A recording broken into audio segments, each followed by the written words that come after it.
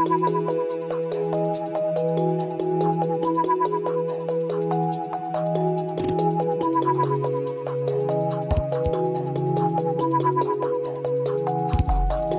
distúrbios alimentares são transtornos psiquiátricos relacionados à alimentação inadequada de pacientes. Quando a gente fala, por exemplo, de anorexia, bulimia, que são os dois tipos de transtornos alimentares mais conhecidos da população em geral, a gente fala de mulheres jovens, né? Então, quando começa a ter uma preocupação maior com o corpo, quando começam a se preocupar com a autoimagem. Quando a gente fala dos principais tipos de distúrbios alimentares, a gente se refere principalmente à anorexia nervosa, à bulimia e o transtorno da compulsão alimentar periódica. As pacientes que têm uma anorexia nervosa recusam a alimentação. Então, por consequência daquele comer restritivo, teremos consequências clínicas, orgânicas para aquela paciente. As pacientes com a bulimia nervosa são pacientes que buscam grandes quantidades de alimentação em um curto período de tempo, que comem para depois vomitar. O transtorno compulsivo alimentar periódico são pacientes que têm um comer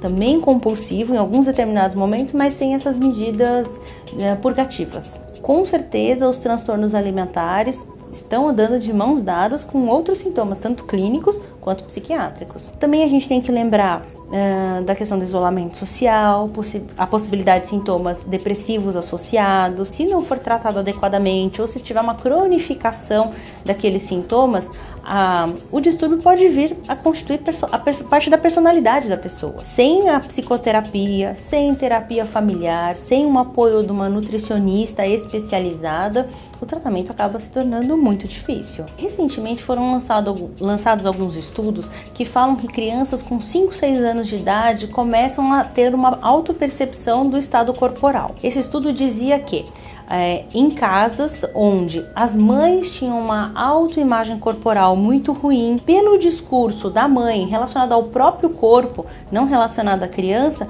aquela criança começava a formatar os seus valores sobre o que é certo, o que é errado, o que é bonito, o que é o desejado, e começavam a apresentar também sintomas de uma autoimagem corporal distorcida. Então a gente sabe que o tratamento preventivo, vamos dizer assim, se for possível, dos pais e do comportamento dos pais com relação à alimentação. A adolescente não sabe que ela está desenvolvendo um quadro de anorexia nervosa. A maior parte delas não tem a menor noção, né? Então, os pais precisam estar de olho naquilo. E outra coisa, se precisar, procura um profissional. Vai atrás. É melhor detectar no início, quando a gente ainda não tem tanta distorção de imagem corporal, quando algumas medidas, muitas vezes comportamentais, podem ter uma eficácia maior, do que deixar aquela paciente, mas tudo bem, faz parte, e não tomar nenhuma atitude relacionada. Então, tendo alterações corporais secundárias ao distúrbio alimentar, tem que procurar ajuda médica.